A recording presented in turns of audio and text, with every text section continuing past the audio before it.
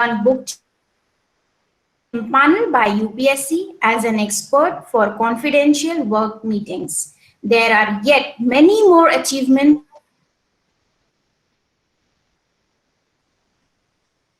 time. I would humbly request Sir to take over the platform and enlighten the audience with his rich and vast experience. Welcome, sir. Uh, Thank you very much, Vijay Lakshmi, for inviting me to deliver my talk. Just I am going to Thank you, present sir. my.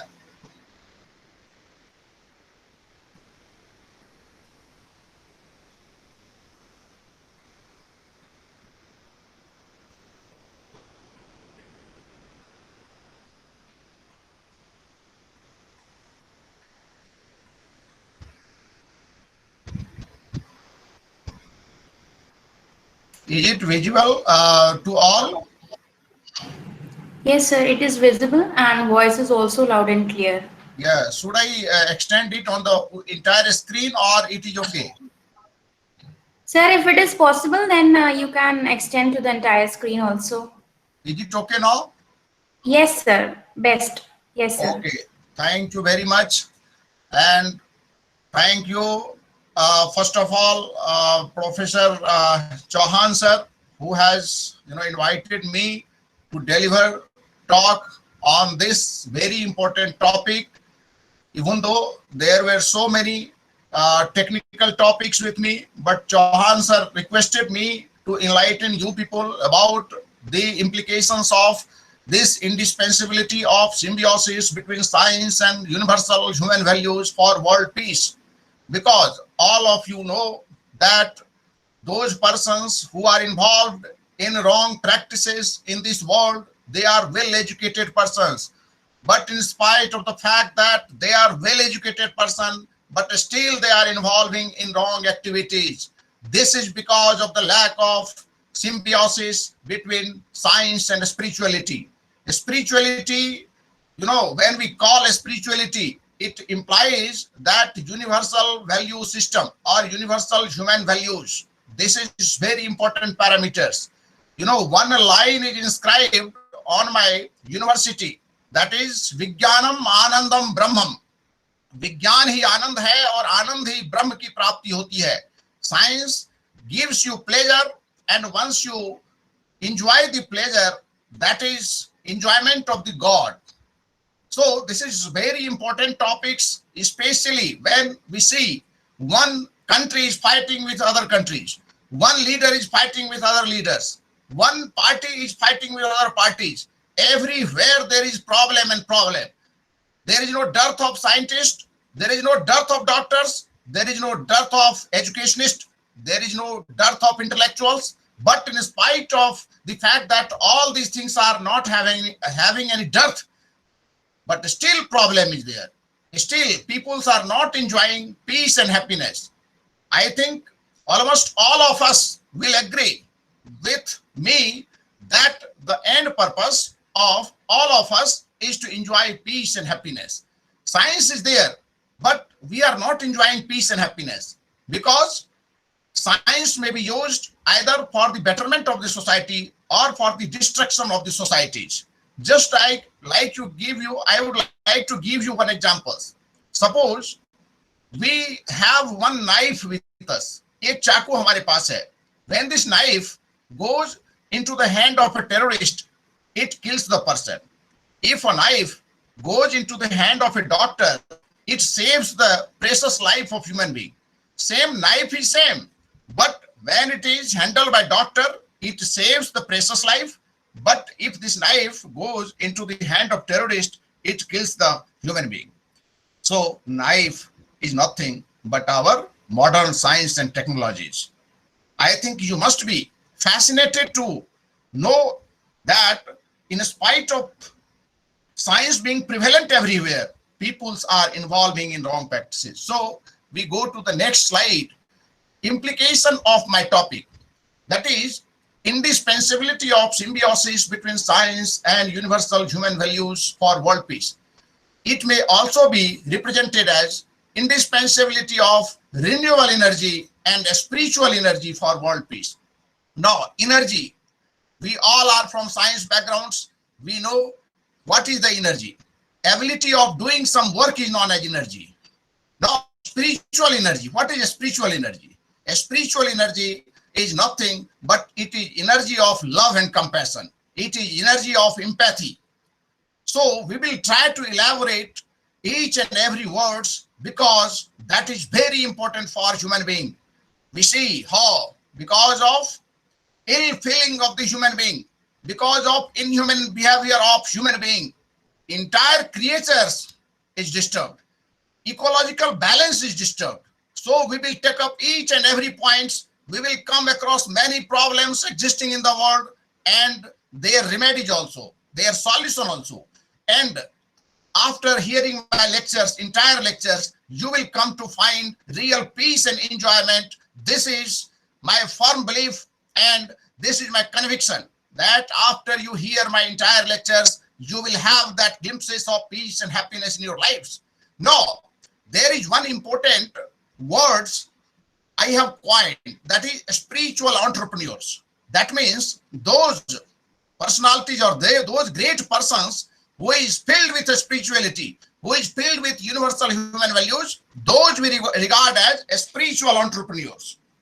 And as far as spiritual entrepreneurs is concerned, I think there are industrial entrepreneurs also in this world. I want them to first of all become spiritual entrepreneurs, then to become industrial entrepreneurs. Now you see the examples of spiritual entrepreneurs who are filled with spiritual energy in them. That is Gautam Buddha, Guru Nanak, Guru Tegh Bahadur, Swami Vivekananda, Bhim Rao Ambedkar ji, Mother Teresa, Dasarath Manjhi, and APJ Abdul Kalam. There are very large number of list of spiritual entrepreneurs. I think this word has been coined with a purpose in my mind. You all have to become a spiritual entrepreneurs also, in addition to becoming the industrial entrepreneurs. Now, energy is capability or ability of doing work. Now, this love energy, when any person gets filled up with this love energy, with this spiritual energy, they are motivated from within to work more and more for the humanities. Like we have heard the name of Dasarath Manjhi, the great mountain man. He is also known by mountain man. So it was love and compassion towards his wife. The story goes that his wife was having some medical problem and he was trying to go to the medical shop, which was far from there, and she had to cross the mountain. But while climbing the mountain, she fell from the mountain and she got injured. And she passed away also. She died. And it was love and compassion of Dasarath Manjhi towards his wife and public that provided indomitable courage and unlimited energy to Dasarath Manjhi, the mountain man, to carve out a road cutting across the mountain. So there are so many examples. Now, main points which I would like to convey you, that is science minus spirituality equal to destruction, disorder, unrest, and unhappiness. Science plus spirituality equal to creation, order, peace, and happiness. Suppose you have studied science, but you are lacking in spirituality. You are lacking in universal human values. It means you are going to be destroyed. You are going to meet disorder. You are going to meet unrest and unhappiness. But if you have studied science and if you have preserved the quality of spirituality in you, if you have preserved the quality of universal human values in you, then you will meet the creation. You will be getting in perfect order. You will be getting peace and happiness in your life. Now, I would like to make analogy between human and computer. Human being, it is also consisting of three parts: body, mind, and soul. In the same way, computer also consists of three parts. That is hardware, software, and energy or power. Now, computer starts malfunctioning when some virus is put into the computer. In the same way, any human being will start malfunctioning or will not work properly, will start working destructively rather than constructively once some virus is put in his mind, because body, mind and soul of human being is analogous to hardware, software and power provided to computer. If any of these things is not there, computer will not be able to work. In the same way, human body, human being will also not be able to work properly when either of body, mind and soul is perished. Now you see, soul is analogous to energy. Human soul is analogous to energy. And you know that what is the conservation of energy? Energy can neither be created nor destroyed. Only transformation of energy takes place from one form to other form. In the same way, something has been said about the soul in Bhagavad Gita, that is vasans jirnani yatha vihaya navani grihinati niroparani tatha sarirani vihaya jirnanyanyani sangyati navani dehi. Just like we change our clothes, in the same way, this body also, this, as we change our clothes, in the same way, this body also changes its soul. So soul is a form of energy. Soul can neither be created nor destroyed. Only transformation of soul takes place from one body to other body. So this great philosophy has never been described in any part of the world except India. This is prevalent in only Indic philosophy or Indological philosophies. So what we are observing here, that this, just like computer, human being will work properly when all the three components, that is body, mind and soul, are okay. But question is, does the peace and happiness exist in the world in real sense? Answer is no. Can scientific endeavor only bring peace and happiness? Again, answer is no. Useful inventions of science are, you see, telescope, steam engine, elevator, light bulb, radio, airplane, TV, graphical user interface, etc. Now, apart from this, there are some deadliest inventions of science also, like guillotine, landmines, and atom bombs, etc. All these deadliest inventions of science are not required at all for human being, but still those are there. You must have heard recent statement of one Pakistani lawmakers who said that atom bomb will be destroyed or unused if it is not dropped somewhere. So better to drop it on the India. So this kind of a statement, gives us glimpses as to why we should study universal human values, why we should be completely enriched in universal human values, enriched with spiritual thoughts. So here we see that if you want to use science for better purposes, that is also okay. But deadliest invention of science may be used for inhuman purposes also, for destruction of the world also. That is why I found this subject very suitable for the young generations, for the young scientific mind, for the young faculty members like you people. Just like virus, as I have told you, if mind is stuffed with malicious and hostile intent, these deadliest invention may cause havoc and destruction of the world. Now, what is essence of peace and happiness? Therefore, I have told you, in order to purify the body, mind and soul, that which is must for establishing peace in the world, and for that, universal human value system is very much important to be possessed by every human being. And especially when we talk of modern science and technologies, it has some deadliest inventions, and so it has not to be used at all. And if you don't want to use these deadliest weapons, then we have to be well enriched in universal value systems.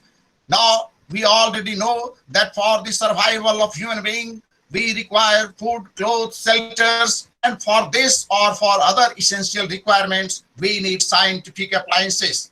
Now, for the use of scientific appliances, we require energy. Now, if you want to use energy, then there are two options for energy before us. That is conventional energy by fossil fuels and renewable energy. Renewable energy, as we know, that is infinite source of energy prevalent in the atmosphere, prevalent in the nature. Now, I would like to focus upon what are the main enemies of peace and happiness in the world. Main enemy, you must focus on these points. Main enemies of peace and happiness is environment problem. I would discuss region and remedies for environment problems. Now, second problem is religious bigotry. What is religious bigotry?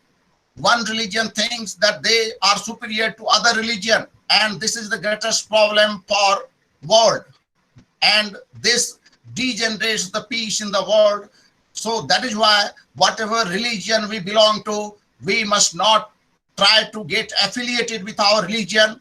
We must try to only assimilate universal human values, or we must try to assimilate only the spiritual philosophies, spiritual energies from all the religions of the world, from all the religions of the world. Just don't get confused between religion and spirituality, or religion and universal human values.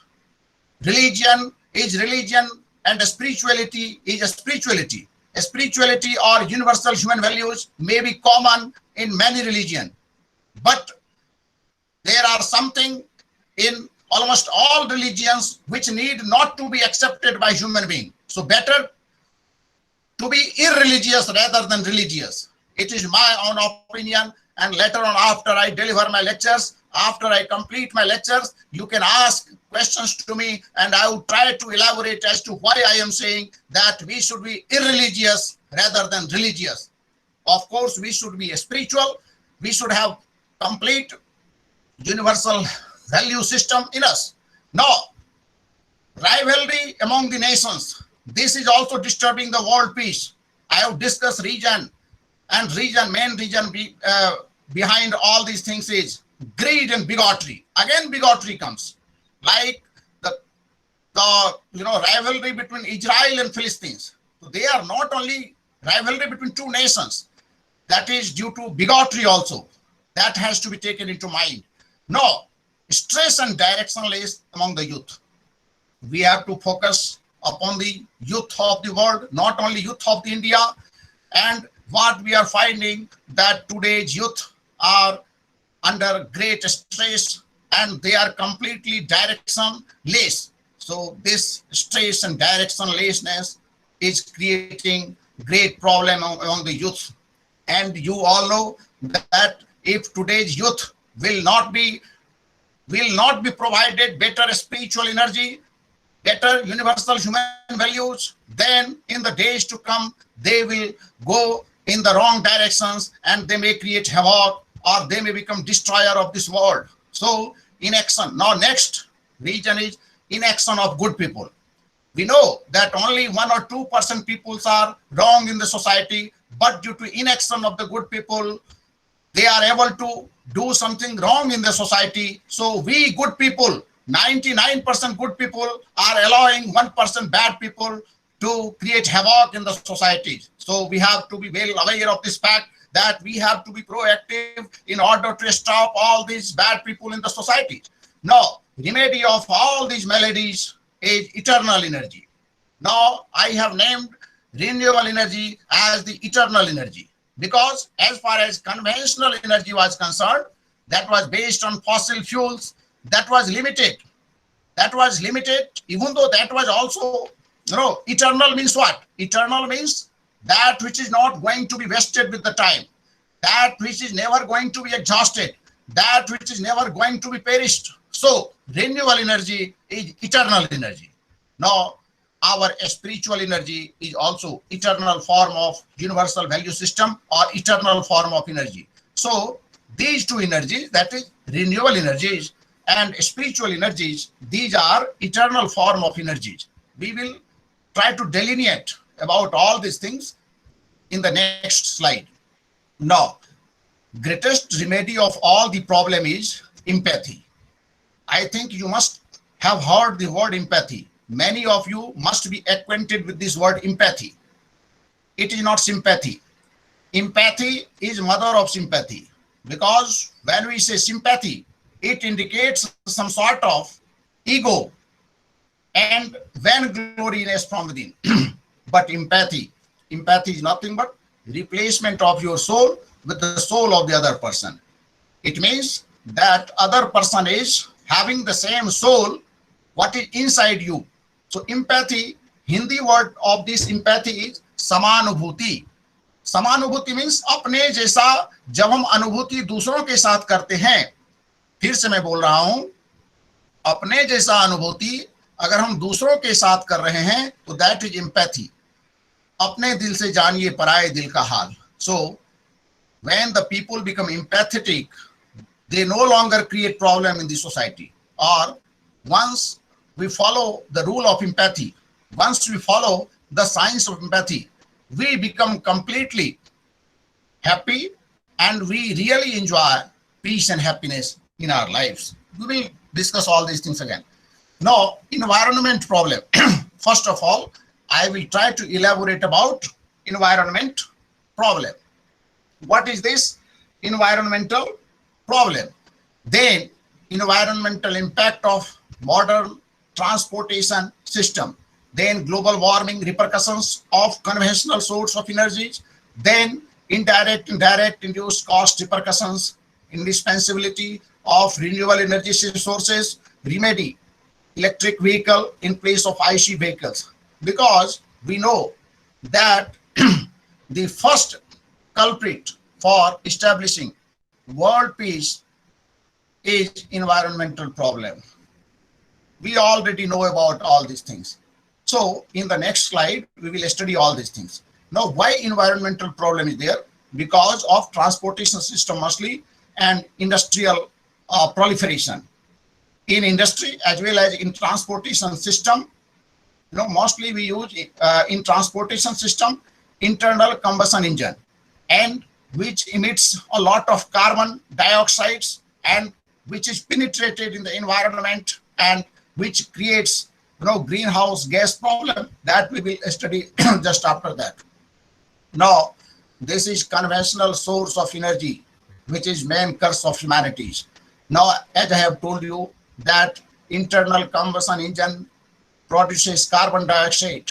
Not only carbon dioxide, it produces nitrogen oxides, carbon monoxides, and unburned hydrocarbons, all of which are toxic to human health.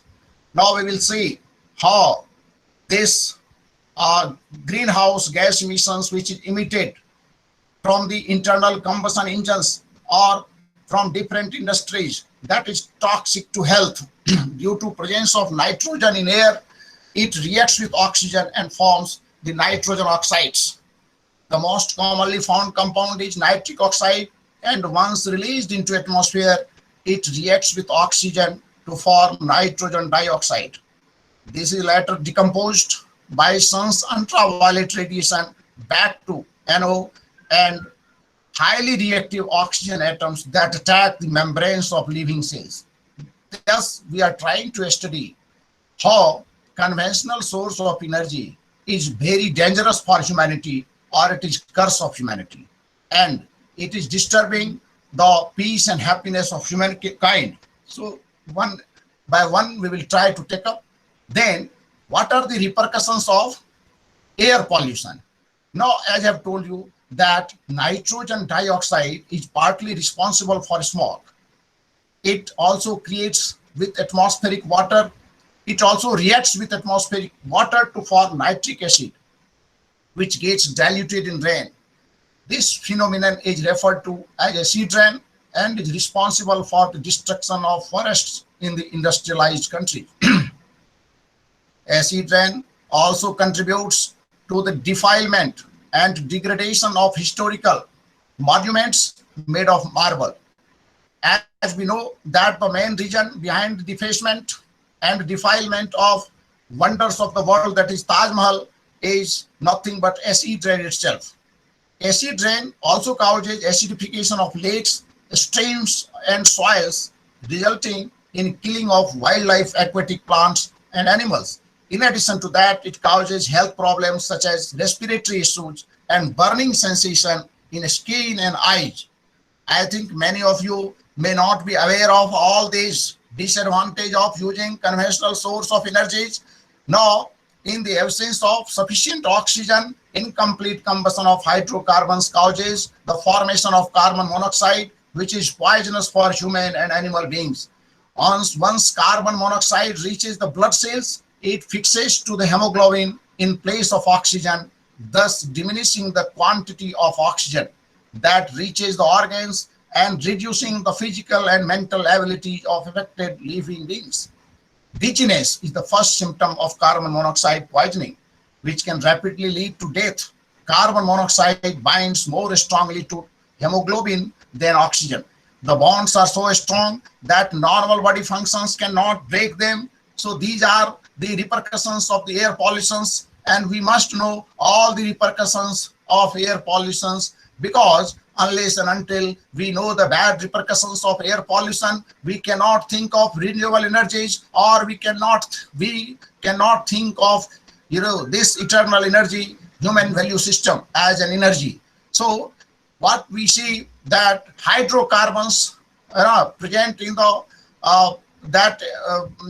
internal combustion engines, that also creates problem, and this is harmful to living beings. Now, sun's ultraviolet radiations interact with unburnt hydrocarbons and nitrogen oxide in the atmosphere to form ozone and other products. Ozone, as you know, this is colorless and very dangerous and poisonous too, as it attacks the membranes of living cells, thus causing them to age prematurely and die.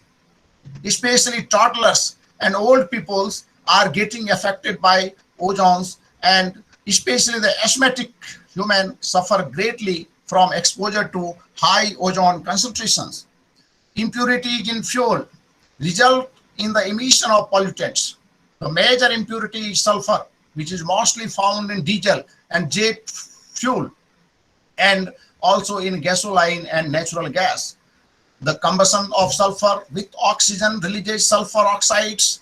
Sulfur dioxides is the major product of this combustion. Upon contact with air, it forms sulfur trioxide, which later reacts with water to form sulfuric acid, a major component of acid rain. This is other form of acid rain, and this is very dangerous for human being.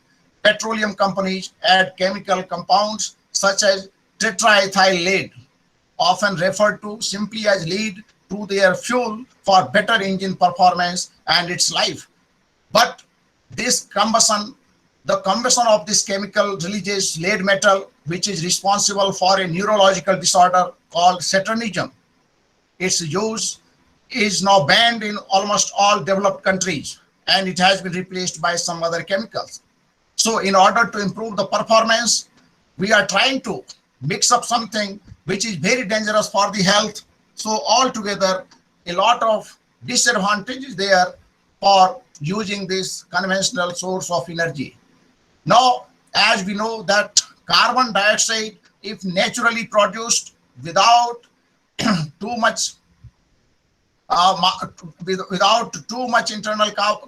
internal combustion engine in the market, then it is completely digested by plants and sequestrated by oceans in the form of carbonates. However, these natural assimilation processes are limited and cannot assimilate all the emitted carbon dioxide, resulting in an accumulation of carbon dioxide in the atmosphere. One way to address this problem is to increase the forestation. Scientists and governments world over are worried over the alarming repercussions of global warming. Global warming is a result of the greenhouse effect induced by the presence of carbon dioxide and other gases such as methane in the atmosphere. Now, this greenhouse effect, as we all know that millions of years ago, many natural gases, went outside the atmosphere and they form a blanket of greenhouse. Now, greenhouse effect is not always dangerous. It has some good effect also. It is said that if it were not for the presence of greenhouse, then average temperature of Earth would have, would be minus 15 degrees centigrade. So it is only due to greenhouse effect, presence of greenhouse effect, that the average temperature is 15 degrees centigrade. So this is better impact of greenhouse. But what happens, as I have told you earlier, that due to large number of emission of greenhouse gases, large number of greenhouse gases goes and mix up with the blanket, greenhouse blanket. And due to this blanket goes thicker day by day. And when it is thickening day by day, the radiation which is coming from the sun, that is not able to come out from this greenhouse blanket, and the temperature of the earth goes further, or it improves, it increases. Now it is said that if temperature of the earth increases by 1.5 degrees centigrade, it may create havoc, it may create a lot of problems. So these are the disadvantage of greenhouse gas effect. Now these gases trap this infrared radiation reflected by the ground, thus retaining the energy in the atmosphere and increasing the temperatures. And what is the repercussions? When temperature is increased, it results in major ecological damages to its ecosystem and in many natural disasters that affect human populations. Prominent one among the ecological damages induced by global warming is the disappearance of some endangered species, which is a matter of concern. We see that many species which were visible or decades ago, that has become now endangered. So these are the effects of global warming.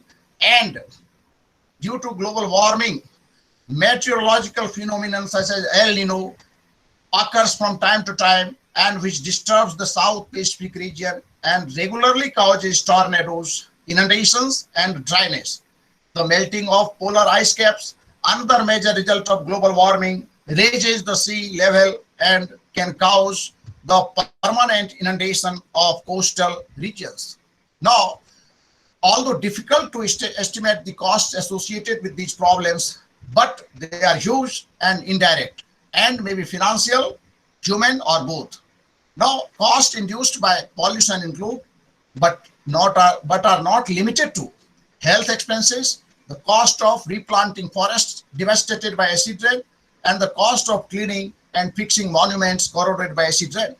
Health expenses probably represent the largest share of these costs, especially in developed countries. Costs associated with global warming are difficult to assess.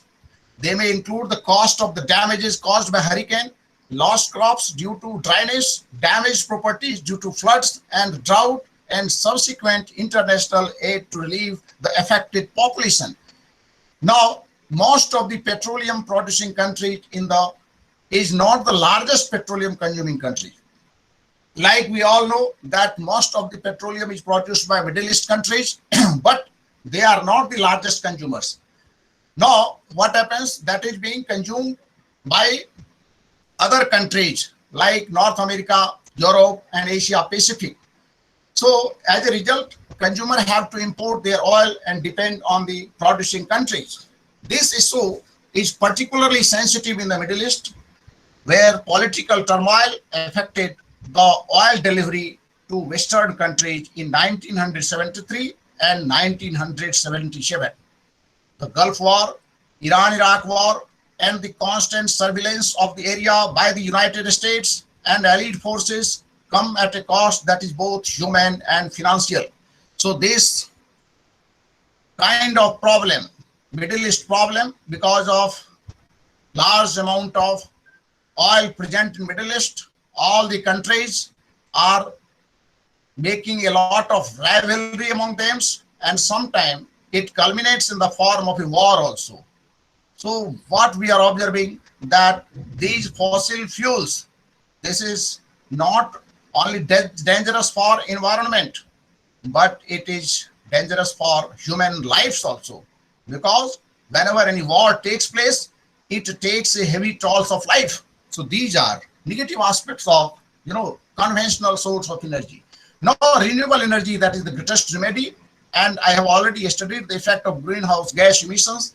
Now you see, in order to reduce the greenhouse gas emissions, Kyoto Protocol, which was established in Japan in 1997, and almost all the developed countries were made the members of this Kyoto Protocol, and all the developed countries were given the responsibility to reduce the emission of greenhouse gas emissions. But because of a lot of rivalries, because of a lot of leadership deficiency among them, because of a lot of selfishness among them, many countries backtracked and a lot of bargain and trade-off took place, and ultimately or eventually this Kyoto Protocol, which was established in order to reduce the greenhouse gas emissions, that proved to be farcical and ultimately failed.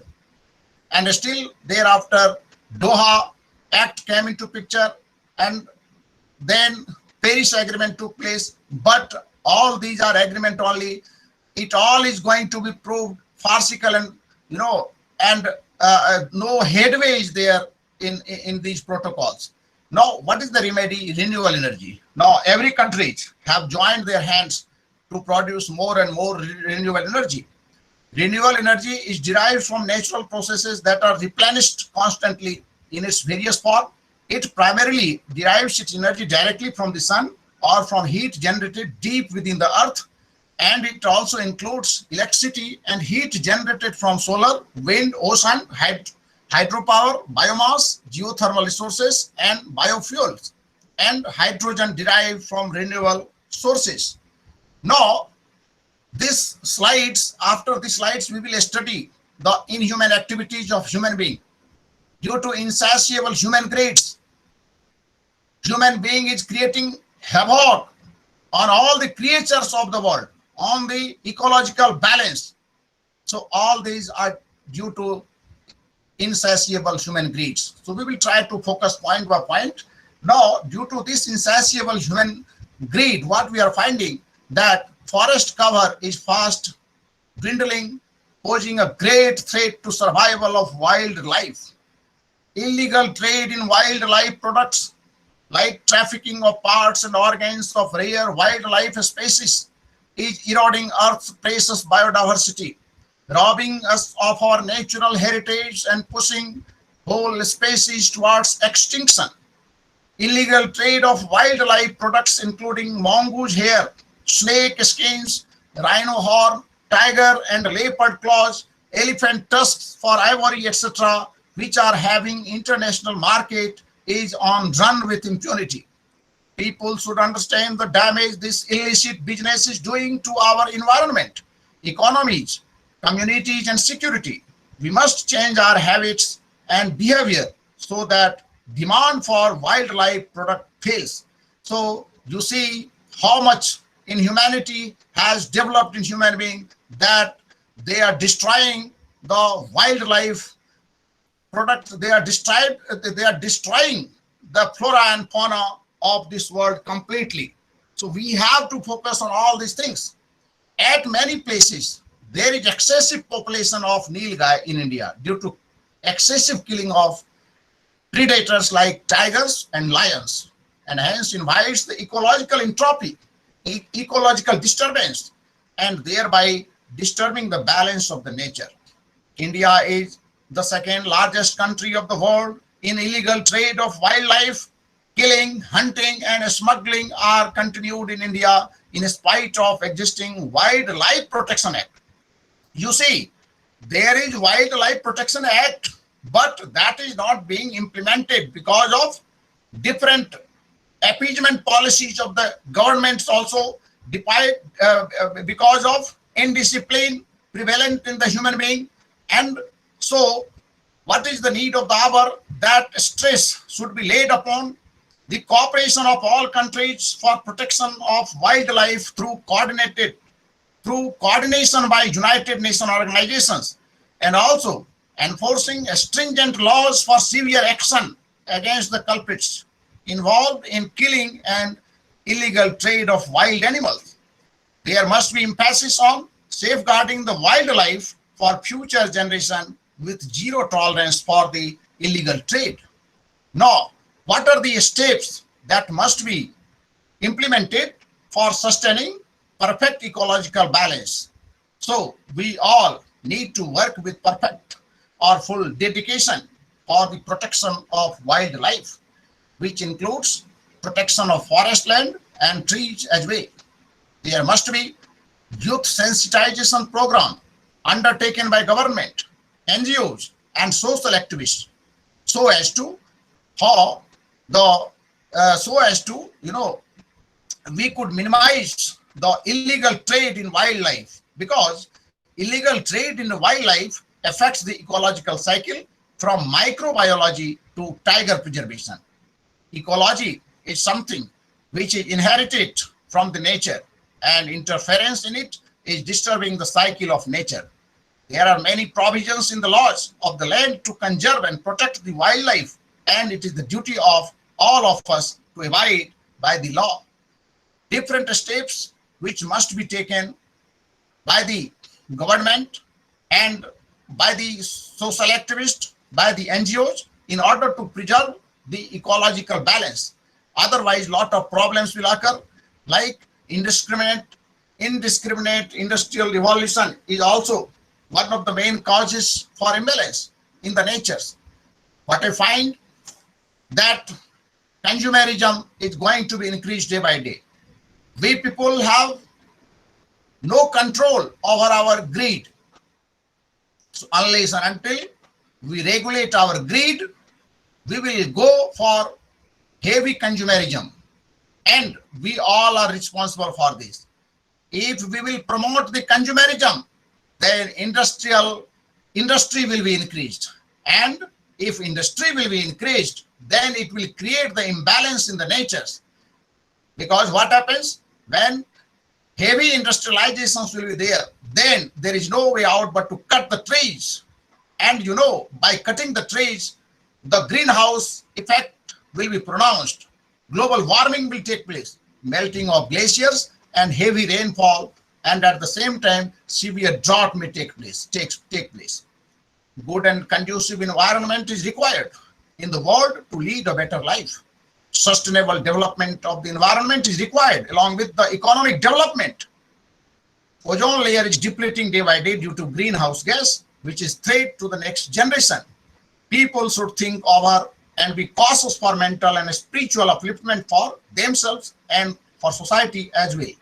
People think only of the development, So what happens? Sustainable development of the environment, that is more required than the economic development. Because once we are maintaining temperance in our natures, we don't require so much economic development. So economic development is okay.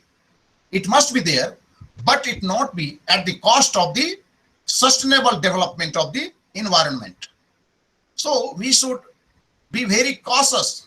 We should be very circumspect not to purchase any product made from the dead wild animals, as we are the only custodian of ecology and environment for future generations, hence have no right to disturb the same. Wildlife Protection Act 1972 provides protection of wild animals, birds and plants, and the matter connected thereto with a view to ensuring the ecological and environmental security of the country. Law enforcement, reducing demand for illegal product, and engaging communities living with wildlife are the ways to reduce the illegal wildlife trade.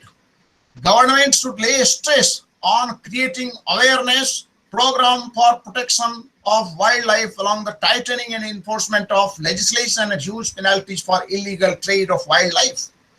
Whenever such kind of incidents takes place, that illegal trade of wildlife is going on, then government need to implement it forcefully. Due to indiscriminate growth of population, huge areas of natural habitat is encroached, and 80% of the decline in biological diversity is caused by habitat destruction. Like Sundarban belt in the West Bengal, that is going to be overpopulated from all sides. So this reduces the area required for forest where tigers are there, Bengal tigers are there. So indiscriminate growth of population is also very dangerous thing.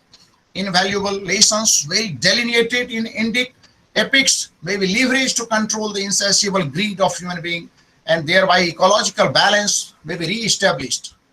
Like what happens? How to control our greed?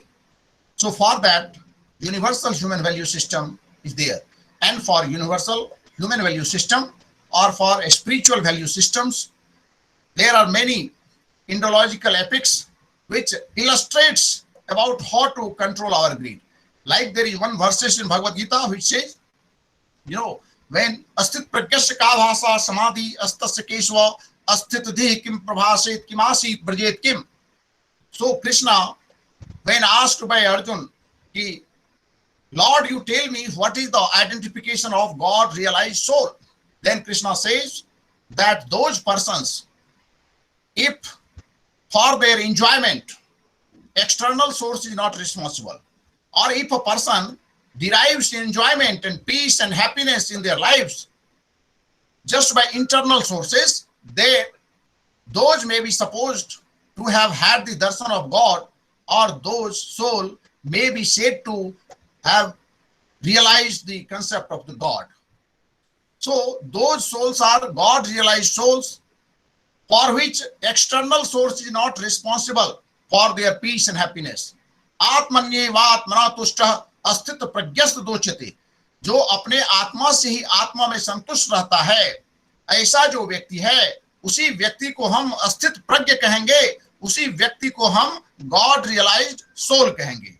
So this is very important thing कि जब आप संतुष्ट हो जाते हैं तो आपका satisfaction, आपकी खुशी अगर आपके अंदर आत्मा के संतुष्ट रहने पर ही है, तो आप ग्रीड को मिनिमाइज कर पाएंगे.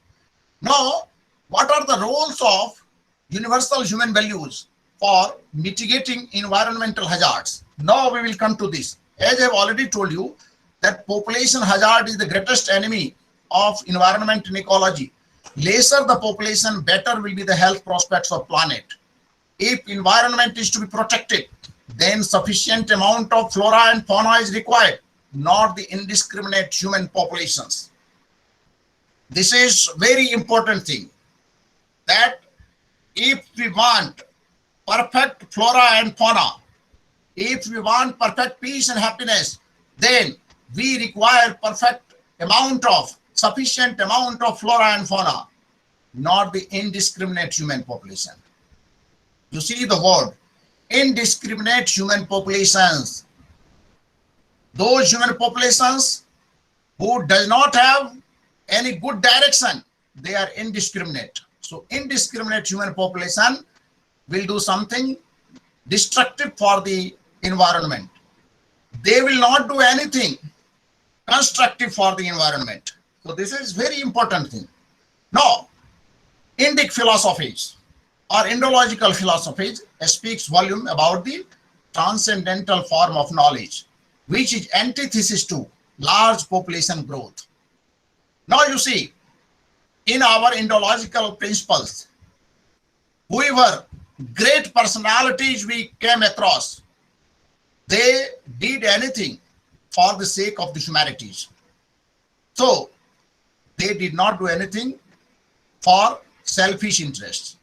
They did everything for the selfless interest. So they were selfless in their characters and in their natures. Just like this Hindi kavita, वृक्ष कबहु नहीं फल चखे, नदी न सींचे नीर, परमारथ के कारणे साधुन धरा शरीर. Tree never eats its own fruit. River is never using its own water for its own purposes.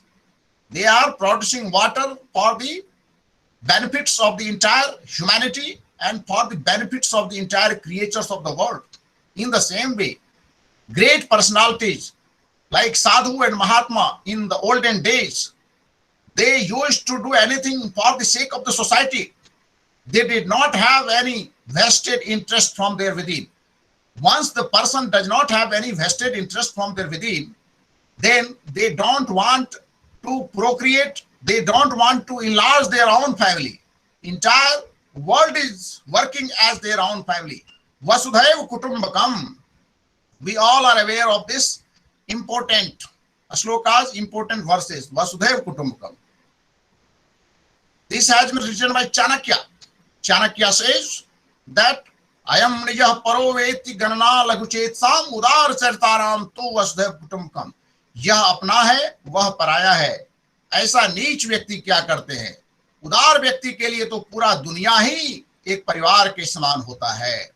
You know, whenever we are trying to discriminating between our and other, it means we are not good human being, or we are going to destroy our own life.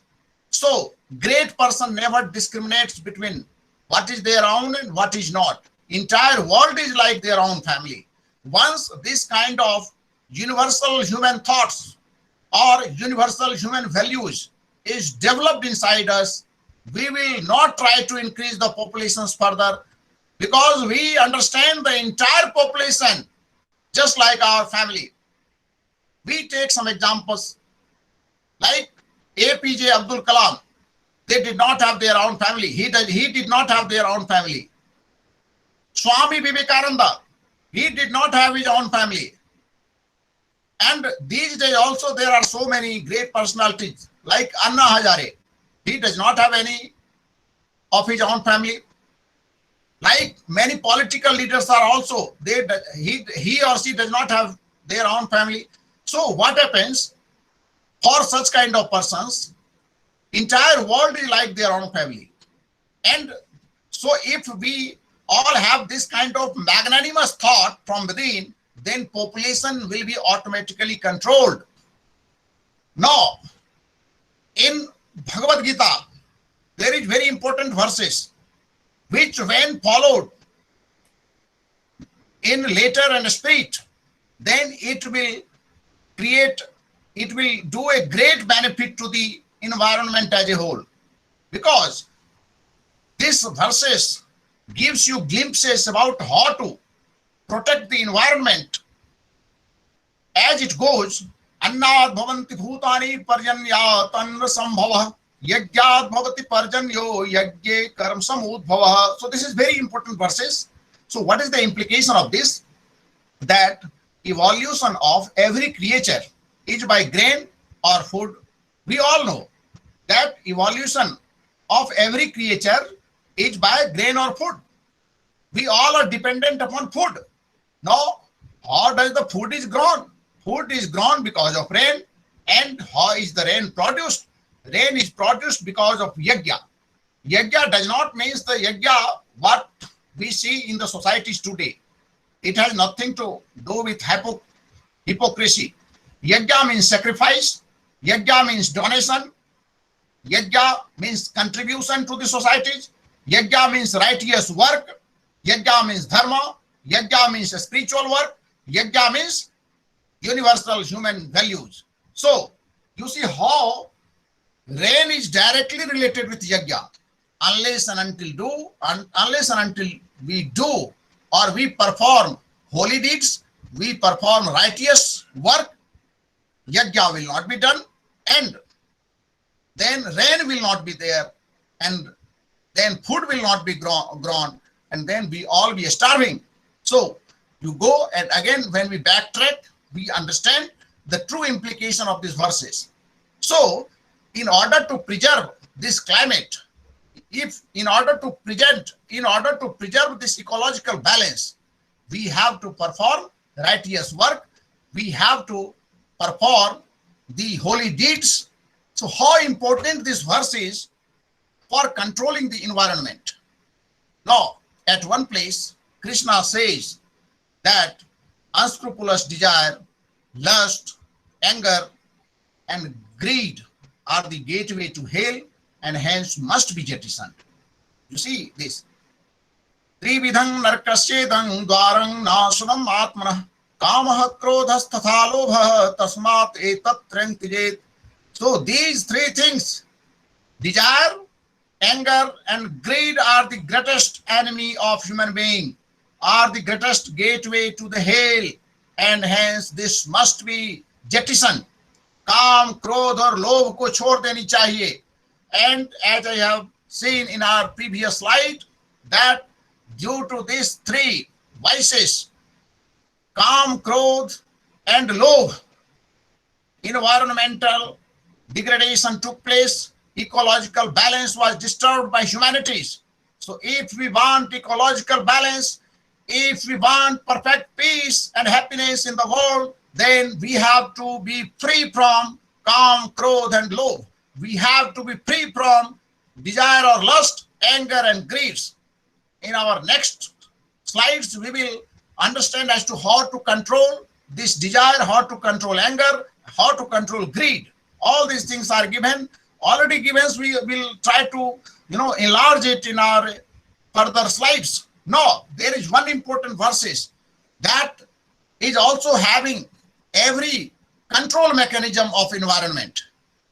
So Isopniषद is one important epic of Indological thoughts, in which it is said that everything animate or inanimate that is within the universe is controlled and owned by the Lord. One should therefore accept only those things necessary for himself, which are set aside as his quota. And one should not accept other things, knowing well to whom they belong to. You all required to pay attention to these important verses of Isopniषद. This is first verses of Isopniषद. I think all of you must have understood the true implication, because this verse is very important as far as ecological balance is concerned. Only this verse, if we follow this verse, or if you follow this verse verbatim, then there will be no ecological disturbance. There will be no environmental problem. So it goes like this: Isha vashyamidam sarvam yat kincha jagatyam jagat tena tyaktena bhunjitha ma gridha kasvasmidhanam. Meaning thereby that God loves every creation, and entire creature is created by the God. So if entire creature is created by the God, then every creature, every creation, every creature has equal right on the natural resources. It is not the only human being that has more rights. So through this verse, the God says that whatever I have allocated for you, God tries to say to the human being that whatever allocation is made for you, you should try to exploit only that much. You should not do more than that. But due to calm, crodh, and loath, human being are using more than what is allocated to human being. And that is why, that is root cause of all the problems existing in the world. So this is very important verse. Now, this slide again repeated because our purpose will become very clear, that what are the main enemies of peace and happiness in the world. This is environmental problem, reason and remedy already expressed, partially of course, and whatever universal human thoughts, whatever spiritual thoughts we will discuss or we have discussed, that is equally applicable to all the problems, irrespective of the problems. Other problem, that was religious bigotry, which I have deliberated. Because of this religious bigotries, every problem is there.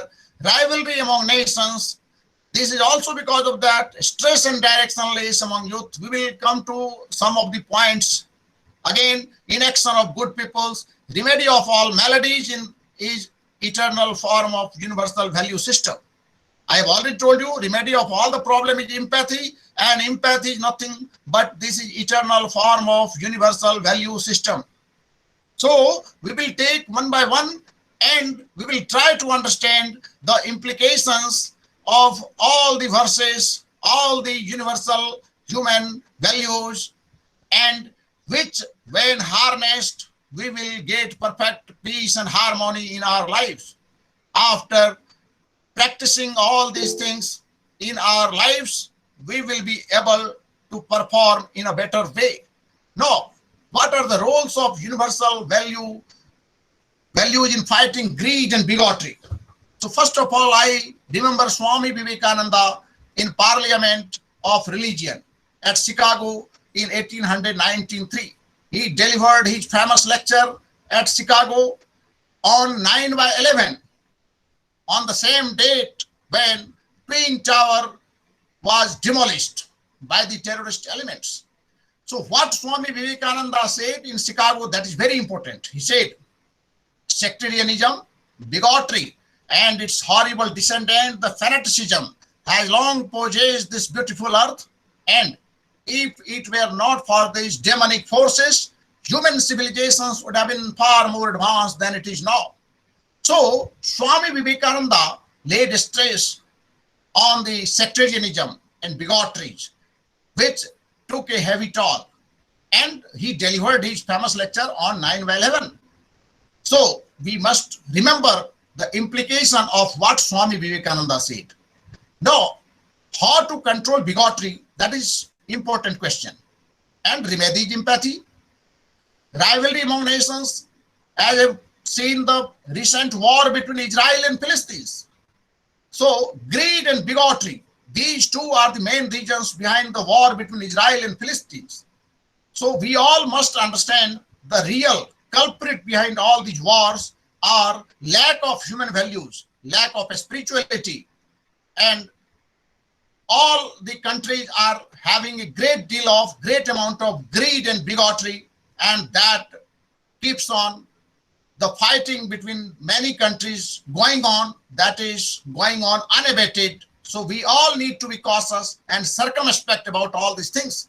Next, how to control our greed and how to control the bigotry. So for these different verses has been given by Chanakya and Bhagavad Gita, like matrivat pardareshu pardravyeshu loštvat atmavat sarvabhuteshu yah pasyati sapanditah, यानी सभी नारियों को, सभी औरतों को अपनी माँ के समान देखना चाहिए, और सभी मूल्यवान वस्तु को भी, चाहे सोना ही क्यों ना हो, चांदी ही क्यों ना हो, हीरा जवाहरात ही क्यों ना हो, उसको मिट्टी के समान देखना चाहिए। आत्मवत सर्वभूतेषु, और सभी जीवों को अपने समान देखना चाहिए, और ऐसा जो देखता है वही पंडित है, वही ज्ञानी है। तो अब आप लोग समझ गए होंगे कि scholar, what is the implication of a scholar, और who is the real scholar. तो ऐसा जो व्यक्ति है जो अपने समान सभी भूतों को देखता है, सभी जीवों को देखता है, अपनी आत्मा का ही प्रवेश सभी में देखता है, और भगवत गीता में वही चीज कहा गया है, आत्मोपम्येन सर्वत्र समं पश्यति हो अर्जुन सुखं वा यदि वा दुखं स योगी परमो मतः। नाउ सेम आत्मोपम्येन, जो व्यक्ति सभी जीवात्मा को अपने में देखता है और अपने को सभी जीवात्मा में देखता है, ऐसा जो व्यक्ति है वही परम योगी है, और जो सुख और दुख में समान रहता है। Those persons which are indifferent in happiness and sorrow, those are the true yogi.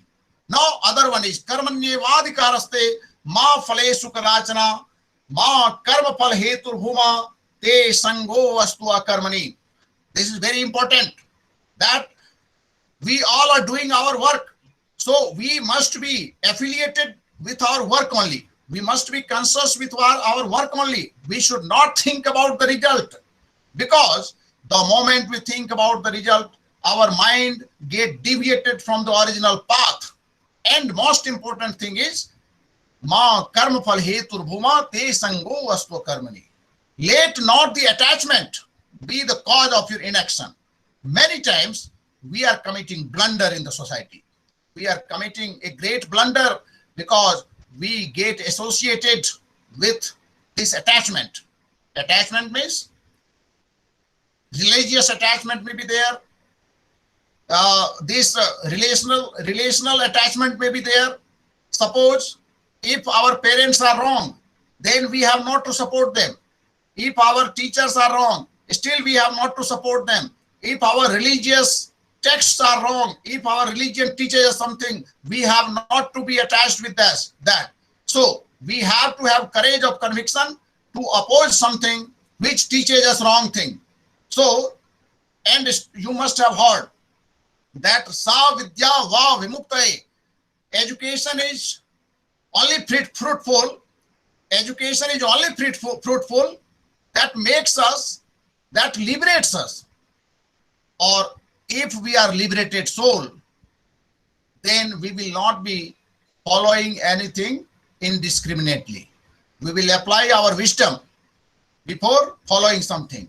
So these are important verses which are very precious, very valuable for human life.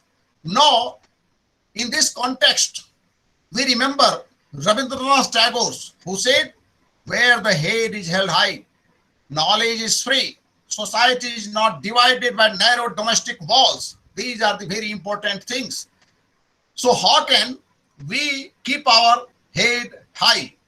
How can we keep our head high?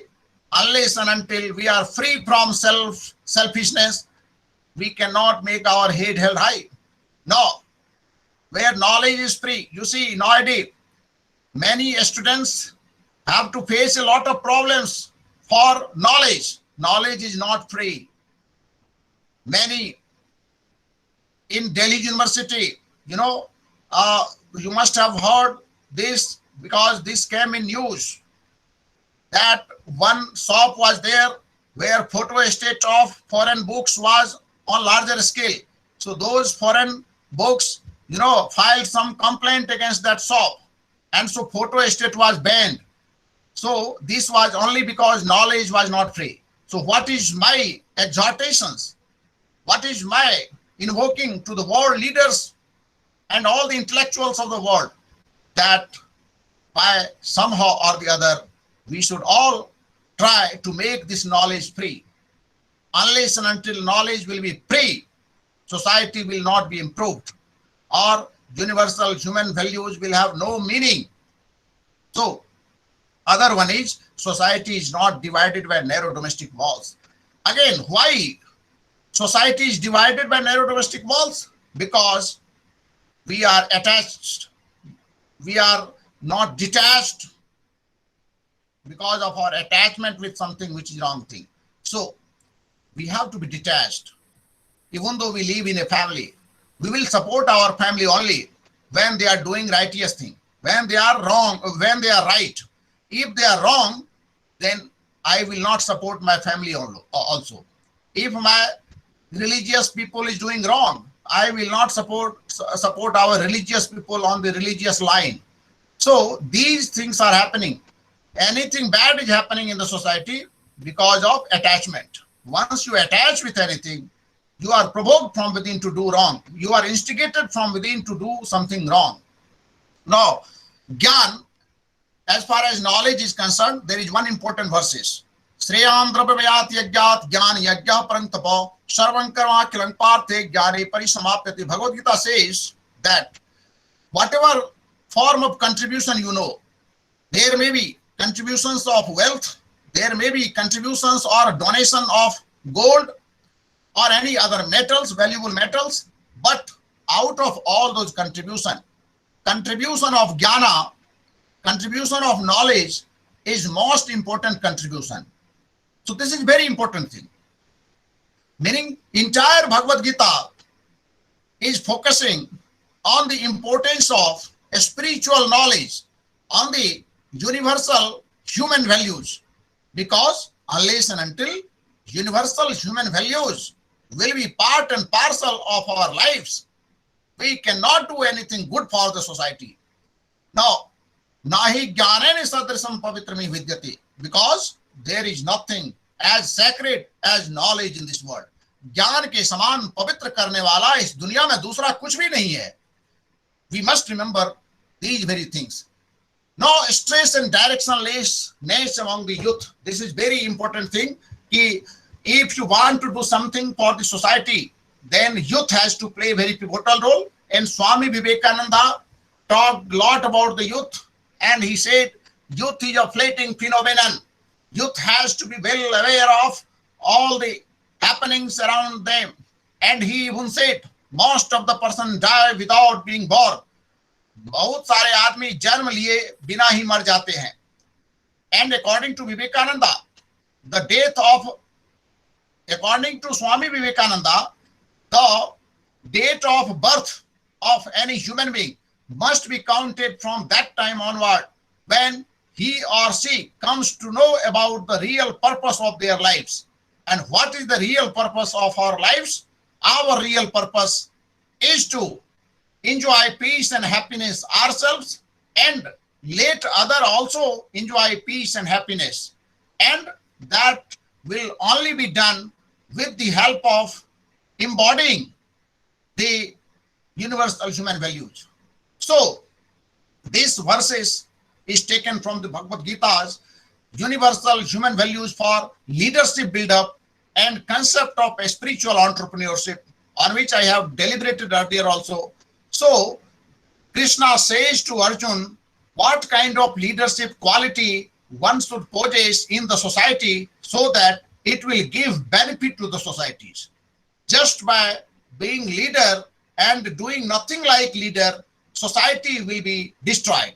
So Krishna says to Arjun, Yadi hyam ravartiyam jatu karmanya tandritah mam vartman vartante manushyaha partharasah. Krishna says to Arjun, Arjun, I have to tread our path very cautiously and circumspectly, because if ever anything goes wrong by me, whole society will be chaotic. Lawlessness will prevail in the society, because from all along, each and every human being is following suit to whatever I am doing. In the same way, what we are seeing right now in our society, in our country, that leaders does not have any harmony between their words and deeds, or whatever they are doing. They are doing always something wrong, which makes the society wrong, because society is following what is being done by the leaders. So if our leaders are themselves not maintaining harmony between words and deeds, then society is bound to be destroyed. Now, what are the important component of peace and happiness? Now you see, according to these famous verses, Vidya dadati vinyam vinyat yati patratam patratva dharmapnoti dhana dharma tata sukham. We all want peace and happiness, but journey of peace and happiness must begin from knowledge. It must not directly start from wealth. So if you see here in this, if you see, am I audible to all of you?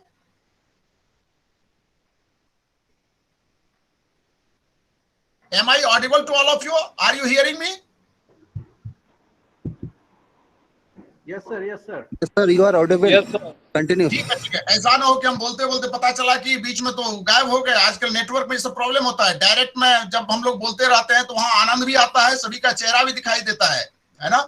तो और मेरा 10 minute समय बचा है, 10 minute से ज्यादा नहीं लेंगे, तो है ना। मुझे लग रहा है कि आप लोगों को आनंद आ रहा होगा। जैसा भी है, आधा घंटा बाद में आप क्वेश्चन जरूर पूछिएगा। No, journey of peace must start from knowledge, not directly from the wealth, which is clear from this block diagram. This block diagram corresponds to these famous verses. Vidya dadati vinyam vinyat yati patratam patratva dharmapnoti dhana dharma tata sukham. So this simply says that journey of peace and happiness must start from knowledge. You see in this block diagram, it is very clear that knowledge begets humility. Humility begets universal human values, and universal human values then begets wealth. Wealth must be used for righteous work, dharmic work, or spiritual work. And then whatever happiness we derive from that righteous work, that is the real happiness. Now I have given you some examples below. That is absconding of Vijay Mallya, Mehul Choksi, and Nirav Modi. Because these three peoples did not follow this block diagram. They tried to experience peace and happiness directly from wealth, rather than enjoying the peace and happiness or deriving the peace and happiness from knowledge. If they have gone via this process, they won't have faced any problems. Right now, they are running from pillar to post to save their lives. Most of them are in jail. So what is the use of that money which is not giving you peace and happiness? So we must understand this from these examples. And that is why I am telling you, a spiritual entrepreneurship should be prerequisite for becoming industrial entrepreneur. These are very important things. Now, many students are now facing a lot of problems regarding what is success and how to overcome distress. real mantras of success and stress busting remedy I have provided here. You must try to understand and hear it patiently. Bhagavad Gita says 3.35, third chapter, 35 verse. Shreyam swadharmo vignah pardharmat swanushtitat swadharme nidhanam shreyah pardharmo bhyavah.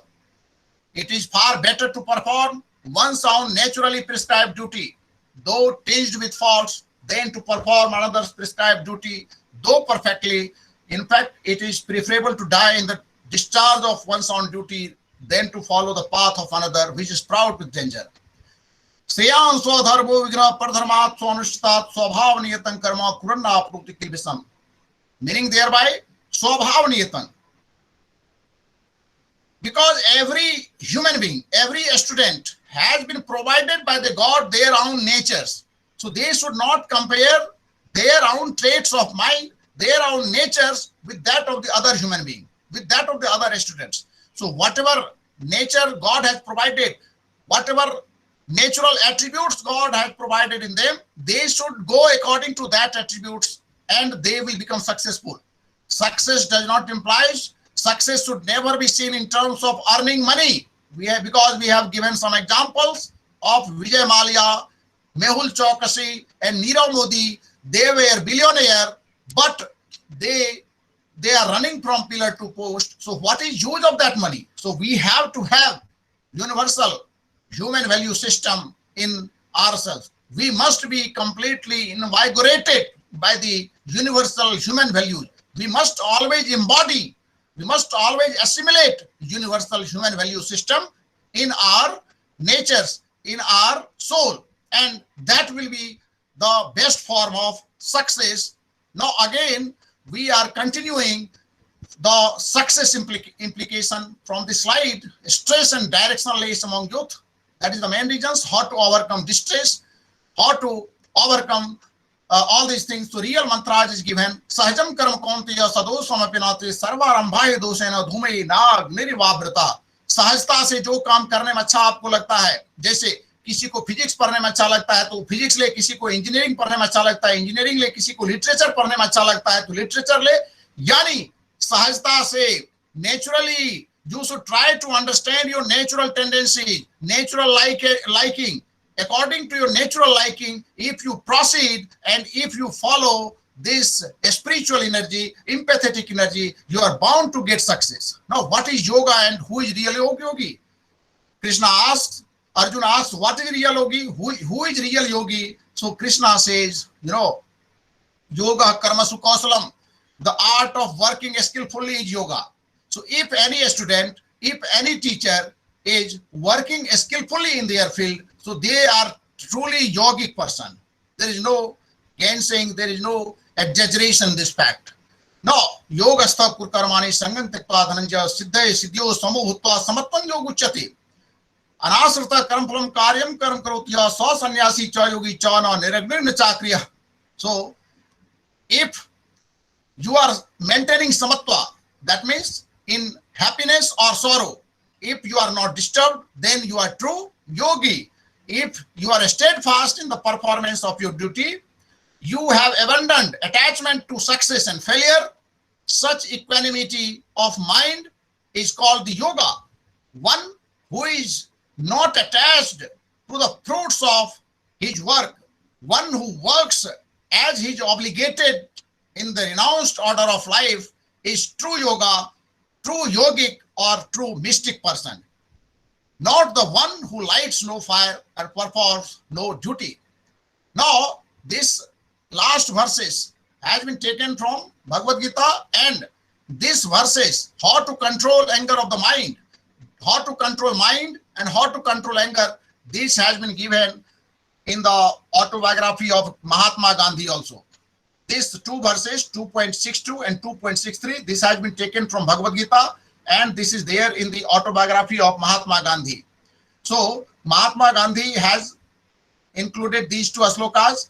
He used to study Bhagavad Gita severally. So he says that Jyato Vishyan Pusa Sangaste Subjayate Sangat Sangayate Kamaha Kamaha Krodha Vijayate Krodhat Bhavati Sammoha Sammohat Smrti Vibhramaha Smrti Vransat Buddhina So Buddhina Sat Pranashyati.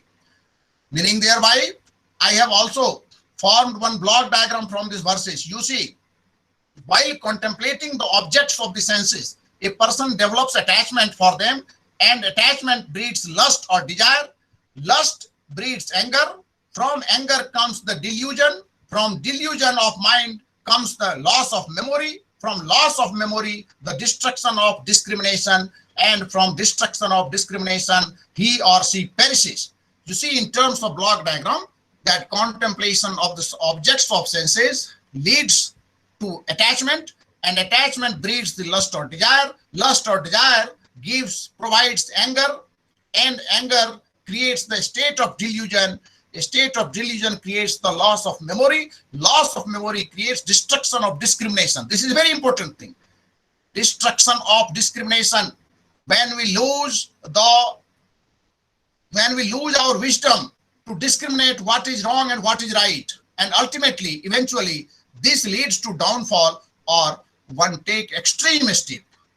Best example is killing of the entire king family by the then prince in Nepal.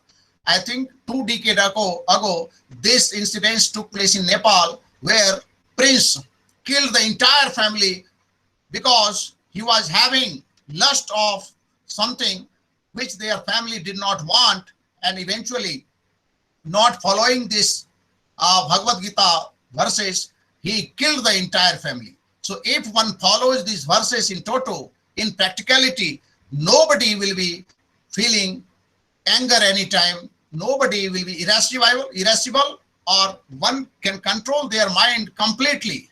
So Krishna gives formula of controlling the mind, that abhyasentu kauntaya vairagyancha griyate. By constant practice and by detachment, one can control their mind.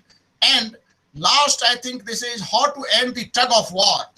Then there is one verses from the Rig Veda that says, Anu bhadrah kratavo yantu visvata. Let the noble thought come from different corners of the world, different sources of the world. Example I am giving you, that recent controversy arose between Ayurveda and allopathy. That is Swami Ramdev versus Indian Medical Association. I think both were wrong.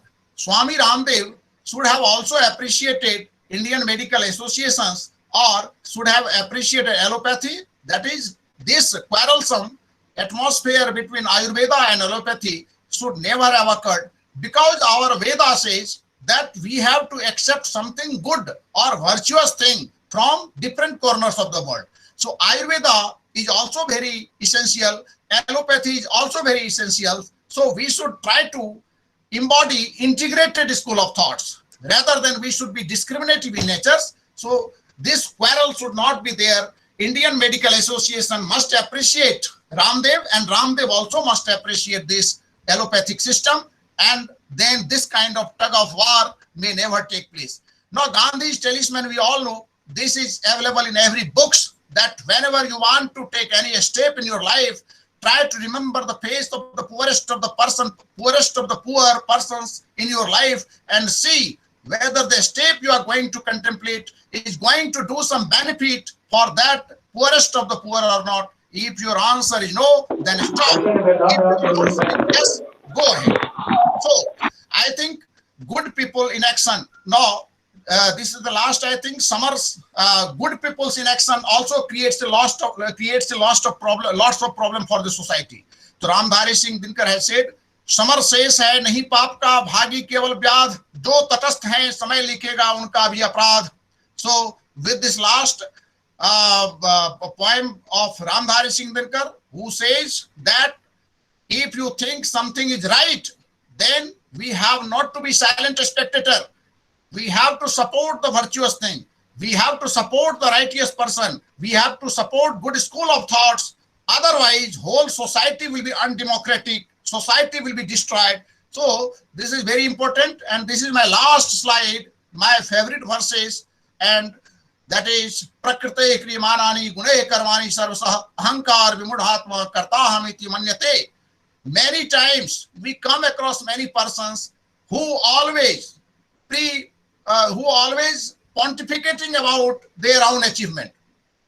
घमंडी व्यक्ति हो जाते हैं, हमने तो ये किया, हमने तो ये किया. So Krishna कह रहे हैं कि आपका जो भी सफलता है सब में मेरा श्रेय है, भगवान का श्रेय है, बिकॉज आइंस्टीन कोई पढ़ने से आइंस्टीन नहीं हो जाता है, और कोई अंगुलीमाल डाकू भी कोई अपने से नहीं हो जाता है। भगवान ने सबको बनाकर भेजा है, इसलिए कभी घमंड नहीं करना चाहिए। Then this is last verses, art is long and time is fleeting, and our hearts though stout and brave still like muffled drums are beating, funeral marches to the grave। ये खास करके उन बच्चों के लिए है जो पढ़ते पढ़ते थक जाते हैं, कहते कितना पढ़ें, तो उनके लिए यह श्लोक बनाया गया है कि करना बहुत कुछ है, पढ़ना बहुत कुछ है, लेकिन समय बहुत कम है। इसलिए आप जितना भी कर पाते हैं, ईमानदारी से कर पाते हैं, आप अपने को अप्रिशिएट कीजिए और पीस को एंजॉय कीजिए, हैप्पीनेस को एंजॉय कीजिए, वही सफलता है। You have already become successful once you have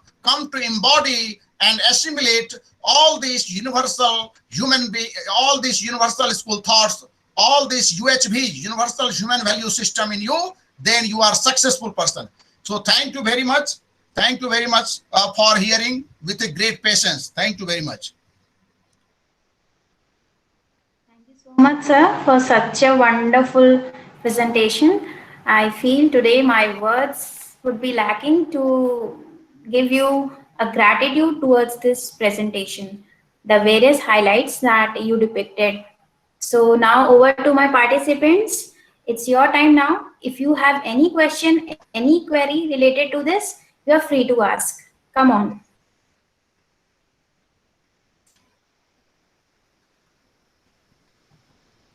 Participants, do you have any queries? Question asking is also a great quality of the teachers and students, because this topic is something unique. So I think there may be many questions in your mind.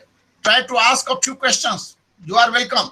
Yes, yes, sir. There is one question by Biswajit Mohapatre. That's how one should decide what is right and wrong. Yeah. What is right and wrong, meaning thereby that is known as power of discrimination.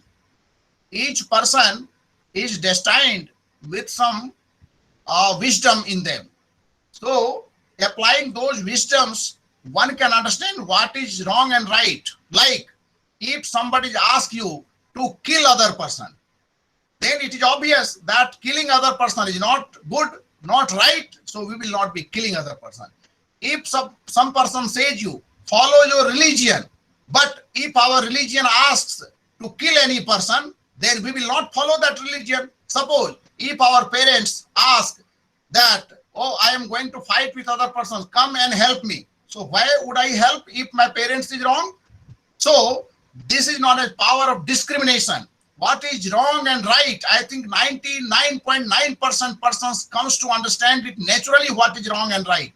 If they still don't understand, then give me practical examples, and through that practical examples, I will let them know what is wrong and right. Sir, may I interrupt over here? Ji. Sir, right and wrong is something that is relative, I think so, because a thing that is right for someone might be wrong for someone. No, I am disagreeing with you. Give me any examples. Sir, for example, I can say I can tell over here is, जैसे मान लीजिए मैं किसी एक गांव में जाता हूँ जहाँ पे एक ऐसी प्रक्रिया चलती है जो कि मान लीजिए चोरी करने की प्रक्रिया चलती है, जो कि हर कोई फॉलो कर रहा है वहाँ पे, ठीक है। और वही अगर वहां से एक गांव से निकला हुआ व्यक्ति दूसरे गांव में जाता है जहाँ पे इस तरह का नहीं होता है, तो उसने